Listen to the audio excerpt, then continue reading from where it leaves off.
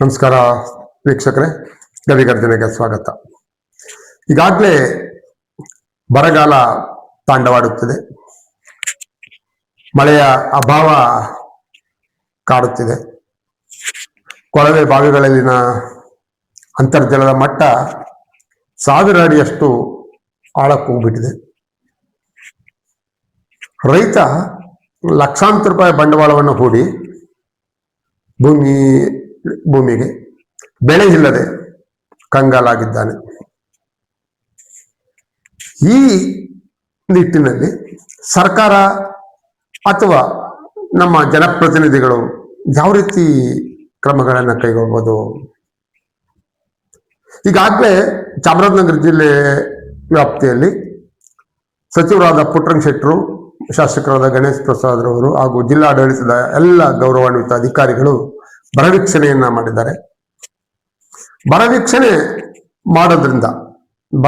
ಮಾಡೋದ್ರಿಂದ ಬರ ಪರಿಹಾರವಾಗುತ್ತಾ? ಬರವನ್ನು ನೀಗಿಸುವ ನಿಟ್ಟಿನಲ್ಲಿ ಒಂದಷ್ಟು ಯೋಜನೆಗಳನ್ನ ತರಬೇಕಿತ್ತಲ್ವ ಸರ್ಕಾರ. ಈ ಒಂದು ವರ್ಷ ಬರ ಬಂದಿದೆ, ಈ ವರ್ಷಕ್ಕೆ ಒಂದಷ್ಟು ಪರಿಹಾರವನ್ನ ನೀಡ್ಬೋದು. ಮುಂದಿನ ವರ್ಷವೂ ಬರೋದಿಲ್ಲ ಅಂತ ಗ್ಯಾರಂಟಿ ಇದೆಯಾ? ಮುಂದಿನ ವರ್ಷ ಬರ ಬಂದ್ರೆ ಏನ್ ಮಾಡೋದು? ಇದರ ಬಗ್ಗೆ ಕೂಲಂಕುಷವಾಗಿ ಒಂದಷ್ಟು ನುರಿತ ತಂತ್ರಜ್ಞರ ಜೊತೆಗೆ ಚರ್ಚೆ ಮಾಡಿ ಸರ್ಕಾರ ಶಾಶ್ವತವಾಗಿ ಬರ ಬರದೇ ಇರಲಿ ಒಂದಷ್ಟು ಯೋಜನೆಗಳನ್ನ ಜಾರಿ ತಂದು ಅದರಿಂದ ರೈತ ಸಮುದಾಯಕ್ಕೆ ಅಥವಾ ಸಾರ್ವಜನಿಕರಿಗೆ, ಕೃಷಿ ಕಾರ್ಮಿಕರಿಗೆ ಅನುಕೂಲವಾಗುವಂತಹ ಯೋಜನೆಗಳನ್ನ ಅನುಷ್ಠಾನಗೊಳಿಸಿದಾಗ ಬರದ ಛಾಯೆ ಜನಸಾಮಾನ್ಯರ ಮೇಲೆ ಬೀಳೋದಿಲ್ಲ ಅನ್ನೋದು ಒಂದು ಕಡೆ. ಮತ್ತೆ ಈ ಒಂದು ವರ್ಷದಲ್ಲಿ ಮಾತ್ರ ಬರ ಅಂತಲ್ಲ, ಮುಂದಿನ ವರ್ಷನೂ ಬರುತ್ತೆ. ಕಳೆದ 4-5 ವರ್ಷದ ಹಿಂದೆನೂ ಬಂದಿತ್ತು, ಈ ವರ್ಷನೂ ಬಂದಿದೆ, ಮುಂದಿನ ವರ್ಷನೂ ಬರುತ್ತೆ. ಇದು ಯಾವುದೋ ಒಬ್ಬ ವ್ಯಕ್ತಿ ಅಥವಾ ಯಾವುದೇ ಒಂದು ರಾಜಕೀಯ ಪಕ್ಷ ಅಥವಾ ಯಾವುದೋ ಒಂದು ಜಾತಿ, ಯಾವುದೋ ಒಂದು ಧರ್ಮ ಮಾಡೋದಲ್ಲ. ಇದು ಪ್ರಕೃತಿಯ ನಿಯಮ, ಪ್ರಕೃತಿಯ ವಿಕೋಪ.